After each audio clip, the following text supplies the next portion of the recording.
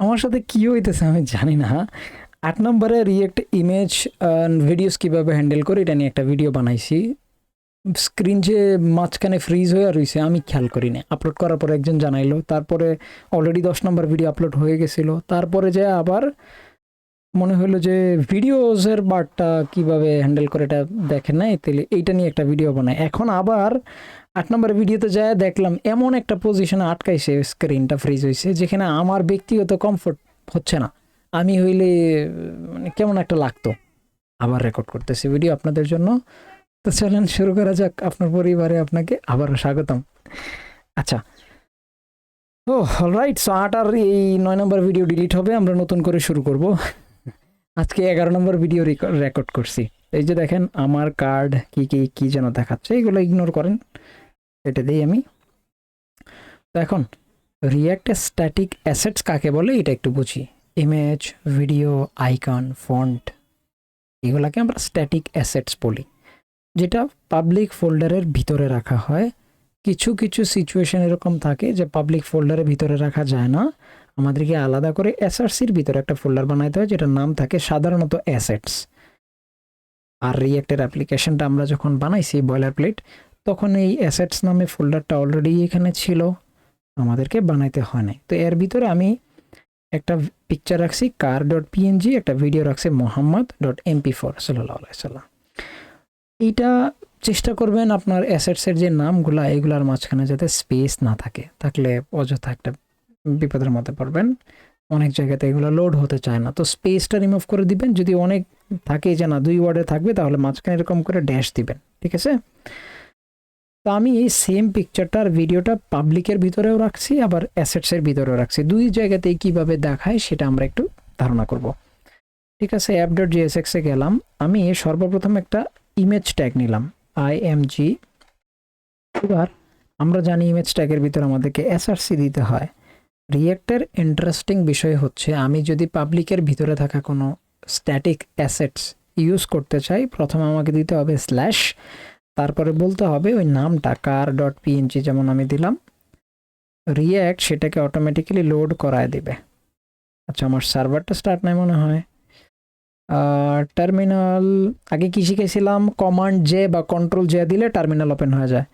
So npm run Dave, আমার কোডিংয়ের ভিতরে যায় লইছি কিন্তু আমি, হ্যাঁ। তারপরে এবার আমি রিলোড দিলে মোটামুটি আমার এখানে চলে আসছে। কি চলে আসছে? আমার পিকচারটা অনেক বড় দেখাইতেছে না, এটাকে একটু হাইট দিব, ফর এক্সাম্পল কত ৩০০, উইডথ দিব ধরেন ৬০০।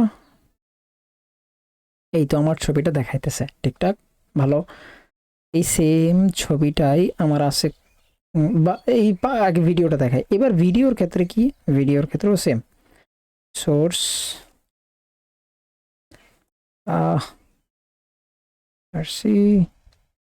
Slash mohammad.mp4। দেখি তো আমার ভিডিওটা আসছে কিনা। হ্যাঁ, ভিডিওটা চলে আসছে। ভিডিওর উপরে রাইট বাটন ক্লিক করলে শো অল কন্ট্রোলস এই অপশনটা দিলে দেখেন আমার ভিডিওটা কন্ট্রোলগুলো দেখা যাইতেছে। এবার আমি এর সাউন্ড একটু কমায় নিই, আমি যদি প্লে করি ভিডিও আমার প্লে হয়ে গেছে। অলরাইট, ওকে। তাহলে এক কথাই পাবলিকের ভিতরে যদি থাকে আমাকে স্ল্যাশ ইউজ করতে হবে। ভাই আমি যদি ইমেজেসগুলো একটাতে রাখি, ভিডিওগুলো একটা নতুন ফোল্ডার বানাইলাম, ইমেজেসে রাখলাম ইমেজেসে, ভিডিওস রাখলাম ভিডিওসে, তাইলে কি কিচ্ছু না, জাস্ট এর আগে ইমেজেস তারপরে স্ল্যাশ car.png, মানে ইমেজেসের ভিতরে যায় car.png কে খুঁজো, ব্যাস সেম চলে আসছে।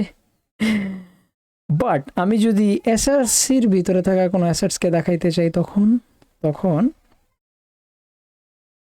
আমাদেরকে লাগবে হচ্ছে, আমাকে বলতে হবে, আচ্ছা এই যে এই লাইনটা ইগনোর করেন, কারণ আমরা এটা আমার 11 নম্বর ভিডিও আজকে রেকর্ড করছি, বললাম তো একটু আগে।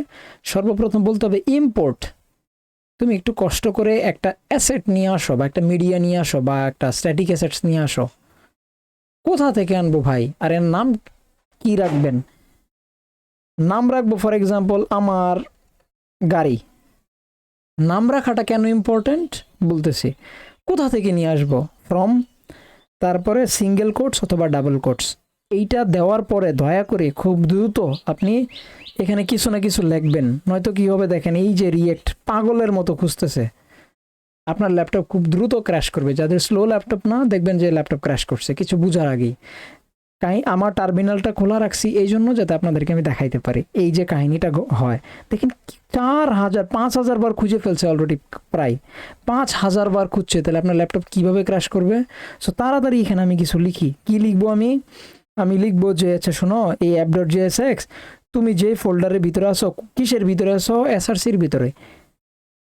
এই ফোল্ডারের ভিতরেই এই এই ওয়ার্ডটা খেয়াল করেন, এই ফোল্ডারের ভিতরেই, এই কথাটা বলার জন্য ডট / দিতে হবে। এই ফোল্ডারের ভিতরেই তুমি একটা ওয়ার্ড এই ফোল্ডার খুঁজবা যেটা নাম হচ্ছে অ্যাসেটস, তার ভিতরে car.png নামে একটা কিছু আছে। ব্যাস, এই দেখেন টার্মিনাল এবার আচ্ছা, এবার আমার গাড়িটাকে আমি ইউজ করব এই যে এইখানে, এটা দিলাম কাইটা, এবার দিব কার্লি ব্রেসেস দিয়ে আমি বলবো শোনো, আমার এই ছবিটা তো আছে ইয়ার ভিতরে, এই যে অ্যাসেটসের ভিতরে, আমি এটা উপরে ইম্পোর্ট করছি, এবার তুমি দয়া করে এটা একটু দেখায় দাও। বলবি এখন কোনটা দেখায় দিব? হইতে পারে আমি মাল্টিপল ইম্পোর্ট এখানে লিখছি, ধরেন আমি মাল্টিপল ইম্পোর্ট লিখছি, সরি মাল্টিপল ফাইল ইম্পোর্ট করছি। তো রিয়েক্টকে বলতে হবে না যে ভাই এখানে তো অনেকগুলো ইম্পোর্ট আছে, কোনটা ইউজ করব? ওকে যা বলেন যে আমার গাড়ি নামে যেই নাম রাখছি ওইটা ইউজ করো। এই যে দেখেন ইমেজ দেখাইতেছে, স্বাভাবিকভাবেই দেখাইতেছে না? যদি আমি বিশ্বাস না হয় তাহলে ধরেন এই যে আমি কোনটা দেখাবো, ধরেন hero.png করি, hero.png, এই যে দেখাচ্ছে। তাইলে নিয়ম একটু ডিফারেন্ট। যদি পাবলিকের ভিতরে কোনো কিছু থাকে তাহলে স্ল্যাশ দিলেই হয়ে যায়।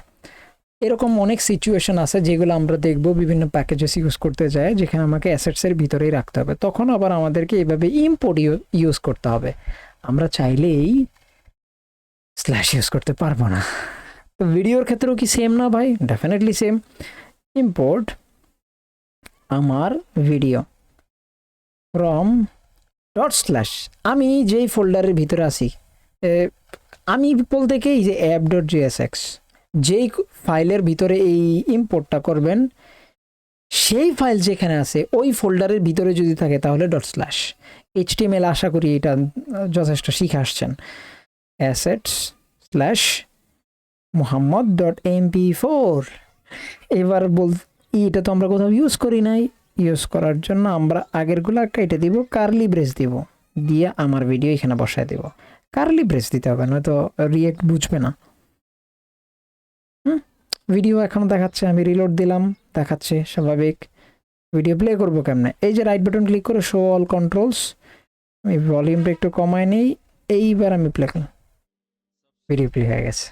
সো ইম্পোর্ট দুইভাবে করা যায়, আমরা সেটা বিস্তারিত দেখলাম।